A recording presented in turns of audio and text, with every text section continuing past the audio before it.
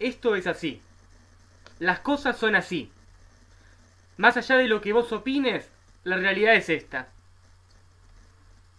Mis queridos amigos, les presento el concepto de objetividad. Hola, bueno, bienvenidos a otro video del Banquete Filosófico. El Banquete Filosófico, como ya saben, es un taller de filosofía que se lleva a cabo en el Centro Vasco de la Ciudad de La Plata, 14 esquina 58. Actualmente no está en actividad por las vacaciones de verano. Organizo charlas durante este tiempo. Toda la información acerca de las charlas está en la página de Facebook que se llama Banquete Filosófico. Acá abajo en la descripción del video van a ver tanto la dirección del Centro Vasco como el nombre de la página de Facebook. El tema acerca del cual voy a hablar hoy va a ser como la última parte de la trilogía que empezó con el video de las ideologías y las perspectivas, continuó con el video acerca del diálogo, y hoy voy a hablar de un tema acerca del cual hice mención pero tangencialmente en los videos anteriores: el concepto de la objetividad. El concepto de la objetividad estuvo por ahí dando vueltas, estuvo un poco ahí medio supuesto, a veces lo mencioné un poco pero no profundicé. Me parecía que era un tema que daba para un video aparte. El concepto de objetividad es un concepto que filosóficamente, en filosofía la palabra objetividad no se utiliza mucho. Es una palabra más que nada del habla coloquial. Sí se utiliza la palabra subjetividad, pero no se utiliza con el sentido con el que se la usa cuando se habla en la vida cotidiana de que la opinión de alguien es subjetiva. En filosofía, cuando hablamos de subjetividad, hablamos del sujeto. El sujeto en la filosofía es el individuo, el ser humano. La filosofía tiene mucho de un lenguaje aparte.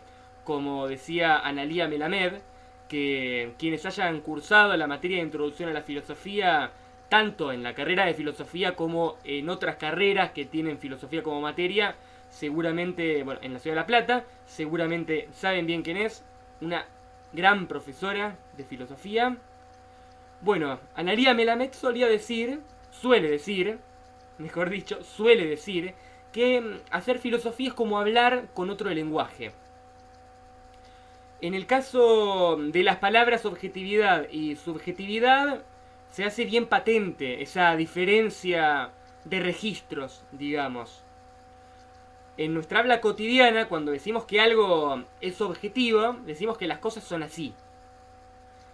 Que por más que uno opine tal cosa, la verdad es una, la realidad es una, y que cuando estoy diciendo de manera adecuada cómo son las cosas, estoy siendo objetiva. Cuando se dice que uno es subjetivo, se quiere decir que uno es tendencioso o que uno está mezclando opiniones propias infundadas con la realidad. Se dice que hay que ser objetivo y que no hay que ser subjetivo, que hay que hacer un análisis objetivo y no un análisis subjetivo.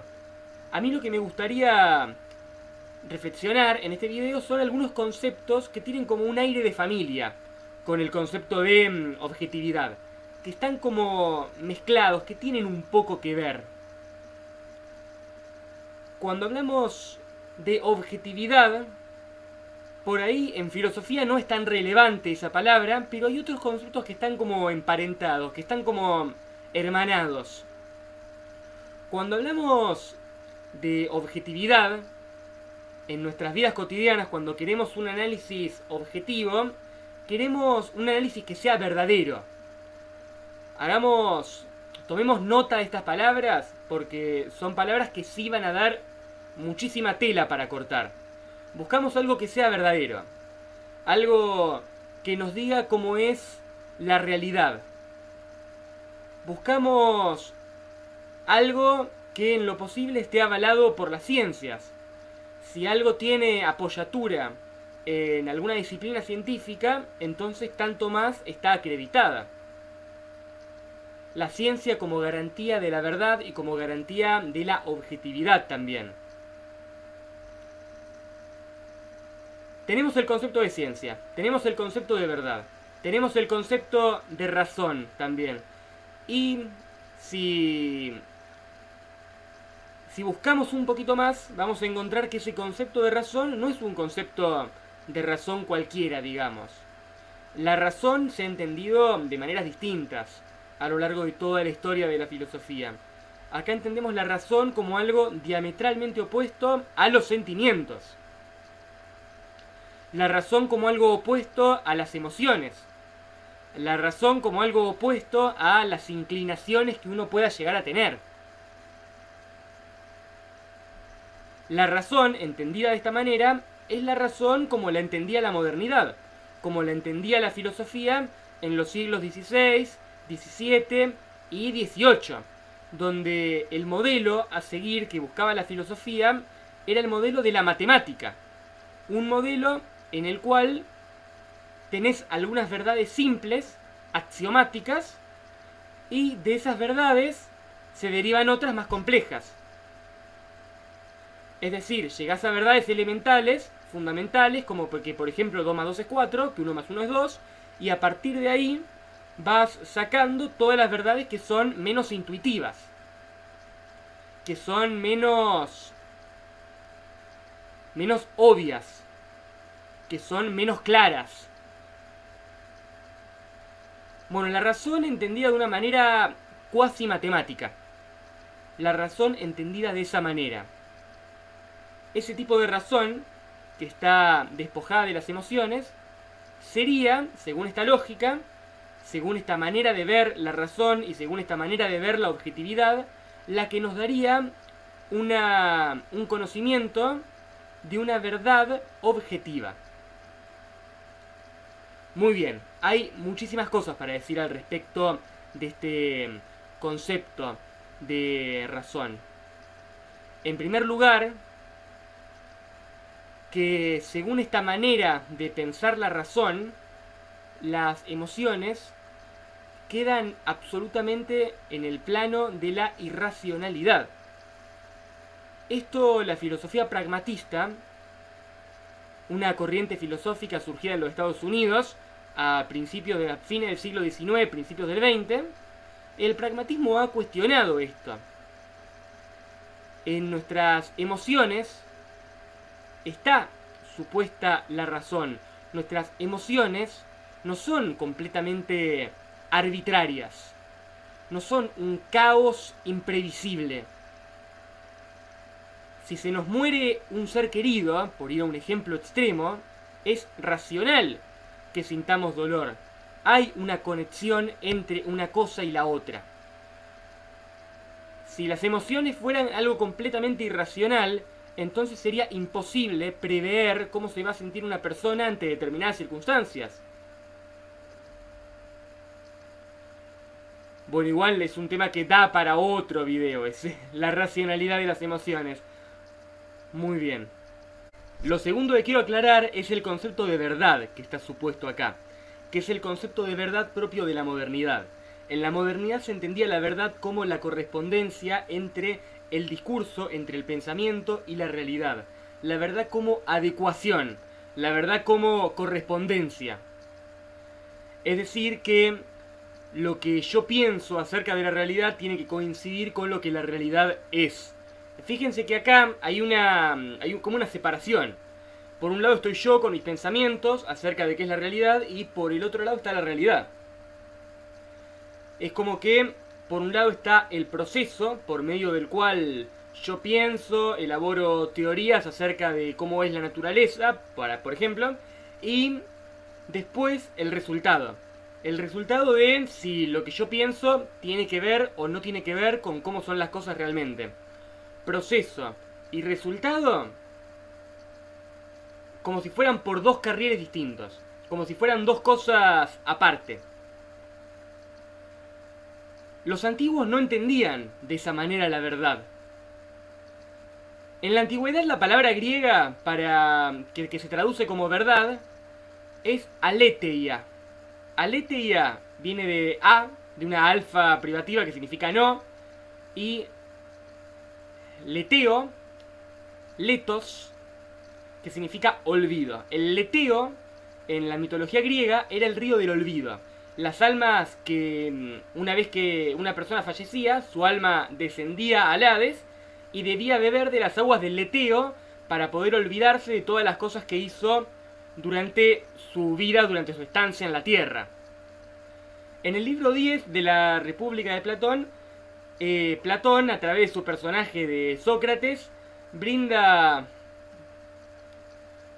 su propia versión de cómo sería este destino post-mortem del alma que bebe del leteo para después transmigrar hacia otro cuerpo.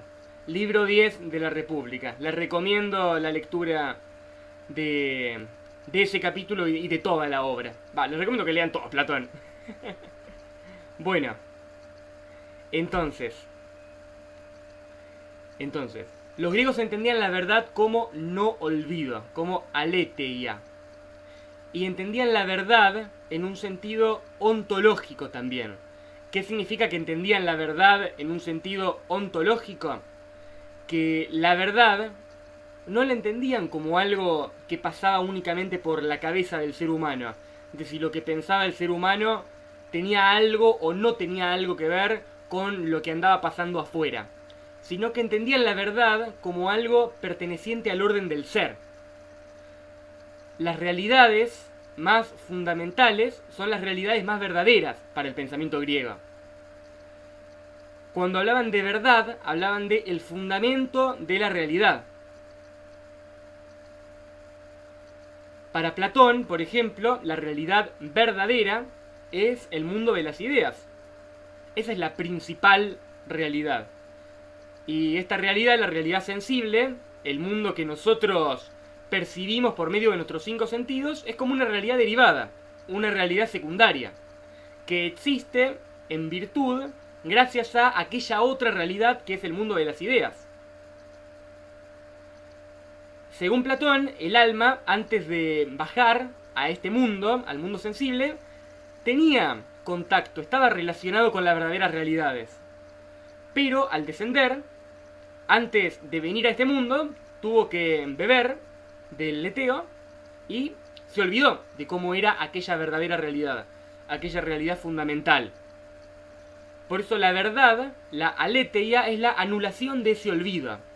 Es decir, que la verdad supone relacionarse con otra realidad, digamos. Entonces, tenemos esas dos maneras de pensar la verdad. De pensar la verdad como una mera adecuación de las palabras a las cosas, o pensar la verdad en un sentido ontológico, como una realidad fundamental, como una realidad primera, que está en relación con esta otra realidad.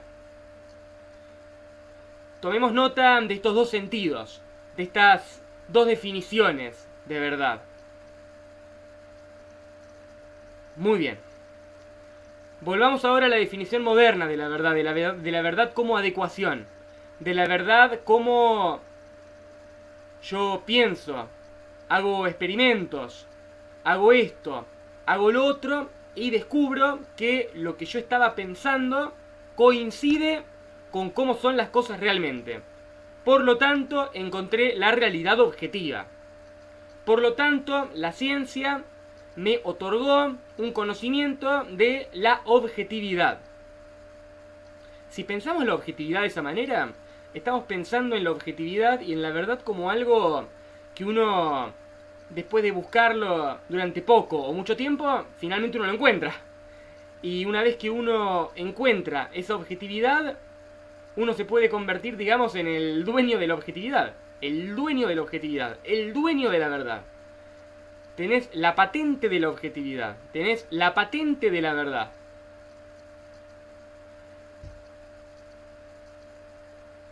La objetividad sería algo... Volvamos ahora al concepto de razón. La objetividad sería algo que uno encuentra cuando se despoja de las pasiones, de los intereses, de las inclinaciones y se queda con la racionalidad entendida a la manera matemática, entendida a la manera de 1 más 1, 2. O sea, la racionalidad como una facultad fría, como una facultad gélida, que nos da datos que independientemente de cómo nos sintamos nosotros, independientemente de cuáles sean nuestras expectativas, de cuáles sean nuestras preferencias, de cuáles sean nuestra manera de ver la vida, son así, son verdades racionales. Muy bien. Todo esto que dije anteriormente, porque yo ahora me la veo venir, algunos científicos que por ahí me están mirando, me van a decir, no, Nico, no es así. La ciencia no supone un concepto de razón matemático. Es mucho más complejo que eso. Tienen razón. Tienen razón, pero sin embargo hay algunas ideas que están todavía flotando en el sentido común de que la razón es eso. De que la razón es ser frío. Ya unos minutitos antes mencioné que el pragmatismo es una de las corrientes filosóficas que cuestiona esta concepción de la razón como frialdad despojada de todo contexto y de toda situación. Sin embargo, es una idea, es una noción que continúa presente en el sentido común. Por eso me interesa tanto discutirla. Y también continúa presente, paradójicamente, en muchos ámbitos filosóficos, por cierto prejuicio antipositivista que nosotros tenemos frente a las ciencias. Tengamos en cuenta que vivimos en plena posmodernidad, y la posmodernidad se ha caracterizado por poner de manifiesto todos los intereses, todas las inclinaciones que funcionan como resortes, que están ahí siempre en toda investigación científica. Intereses económicos, intereses que tienen que ver con la manera de concebir la vida, de concebir cómo uno debe vivir, las expectativas que uno tiene cuando realiza una investigación científica. La posmodernidad ha puesto de manifiesto mejor que nadie que había algo de, hablando mal y pronto, algo de subjetividad en la objetividad, que había algo de sin razón en la razón, y que había algo de mentira en la verdad también, como señaló Nietzsche en su obra sobre verdad y mentira en sentido extramoral. Había intereses detrás de aquello que se creía que era frío, que era gélido, que era neutro, que era objetivo, que nos daba una verdad completamente desinteresada. Entonces, hemos ido a parar a un extremo opuesto. Ahora tenemos desconfianza de la ciencia. Muchos hemos llegado incluso a desacreditarla, a cuestionarla radicalmente. Yo creo que no nos deberíamos ir para ese extremo, creo que no deberíamos entrar en esa. Ahora quiero hablar, voy a dar un rodeo, pero ya voy a volver y voy a conectar todos los temas de los que hablé anteriormente. Hay un filósofo del siglo XV llamado Nicolás de Cusa, que era un cardenal católico, que decía que todo conocimiento que nosotros tengamos es una conjetura. Una conjetura es un conocimiento aproximativo. Un conocimiento que no se adecúa al 100% a la realidad. Porque la realidad es inabarcable por nuestra facultad, por nuestra capacidad cognitiva. Que es un poco también lo que más adelante va a desarrollar Immanuel Kant. Entonces, todo conocimiento que nosotros tengamos es conjetural.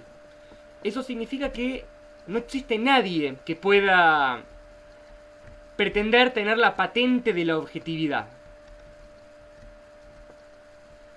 Pero no quiero que nos detengamos acá solamente, porque el concepto de objetividad me hace ruido por un montón de lados a mí. Pero lo que más me hace ruido es imaginarme la objetividad como algo que uno pueda encontrar si se vuelve frío, digamos. Si uno se pone racional tal como entendemos la razón en nuestro sentido común. La objetividad como algo fuera de toda relación, fuera de toda situación. La objetividad como algo que parece no tener nada que decirnos a los seres humanos, si entendemos la objetividad de esa manera. la objetividad como una objetividad de nuevo, una objetividad fría. Yo no sé hasta qué punto una objetividad así entendida puede ser algo útil para nosotros, o puede ser algo que nos aporte algo para nuestra vida. Creo que el concepto de objetividad lo que pasa por alto es que la realidad es relación. No podemos pensarnos al margen de las situaciones y al margen de las relaciones, sino que siempre estamos permanentemente relacionándonos con el otro y relacionándonos con la naturaleza, con el mundo. Entonces, una objetividad entendida como una realidad gélida, que no está relacionada con nada, nos da una concepción empobrecida de la realidad. Las ciencias son una manera nuestra de relacionarnos con la realidad. Creo que si pensáramos de esta manera las ciencias, y no como una búsqueda imposible de una objetividad completamente separada de este universo, creo que sería un buen paso adelante para que los filósofos y los científicos nos pusiéramos a charlar y pudiéramos limar todas las asperezas y entendernos un poco mejor unos a otros. Creo que sería bastante útil. Y también para no pensar en tantos falsos dilemas. Así que bueno, recapitulando un poquito. Yo creo que somos inseparables de la condición de estar siempre en perspectiva. Siempre vivimos interpretando la realidad, porque yo creo que la realidad misma es interpretación. No existe una realidad que esté al margen de la interpretación. Incluso esto lo puedo fundamentar desde mi propia posición de creyente. Yo creo en un Dios que no está fijo, quieto, inmóvil, como el primer motor inmóvil aristotélico. Yo creo en uno que está siempre en movimiento. Que está siempre relacionándose. La realidad misma está, la naturaleza misma está siempre en movimiento, en cambio y en devenir. Por eso creo que el concepto de objetividad es inadecuado para dar cuenta de esto. Muy bien, entonces la ciencia es una conjetura, es una manera que tenemos de relacionarnos con la naturaleza, y eso no la desacredita, sino que juega a favor de ella. Juega a favor de ella y le da legitimidad en tanto forma de relacionarse la ciencia como relación. Creo que tendríamos que profundizar por allá, tendríamos que profundizar por ahí. Llegaríamos a caminos en la filosofía que creo que hasta ahora no se han explorado. Bueno, si les gustó este video pueden suscribirse a la página del Banquete Filosófico. Cuando suba algún video nuevo les va a aparecer una notificación. Así que bueno, muchísimas gracias por escucharme.